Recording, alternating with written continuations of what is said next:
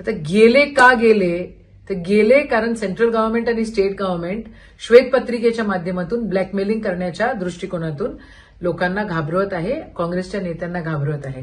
बीजेपीमध्ये या ठिकाणी लोक बीजेपीचे कमी आणि बाकी इतर पक्षाचे जास्त झालेले आहेत. इतकी इन्सिक्युरिटी आहे, काही करायचं आणि सत्तेत राहायचं हा जो विषय आहे हा सुरू आहे आणि म्हणून ते गेले असावे. पण आम्ही आहोत, जिथे आहोत तिथे आहोत आणि आयुष्यभर सर्वधर्म समभाव या विचारासाठी, या संविधानासाठी, सेक्युलर इंडियासाठी आम्ही आयुष्यभर शेवटच्या श्वासापर्यंत आहोत. हे तेवढंच खरं. रवी राणा आणि नवनीत राणा हे सातत्याने वायफळ बडबड करत असतात. ते स्वतः दल बदलू आहेत. ते काँग्रेस आणि राष्ट्रवादी काँग्रेसच्या आधारे इलेक्ट होऊन गेले आणि आज दुसऱ्यांवर सातत्यानं बोलत असतात. स्वतःच्या गरिमेमध्ये त्यांनी झाकून बघितले पाहिजे. आम्हाला बोलण्याची काही गरज नाही.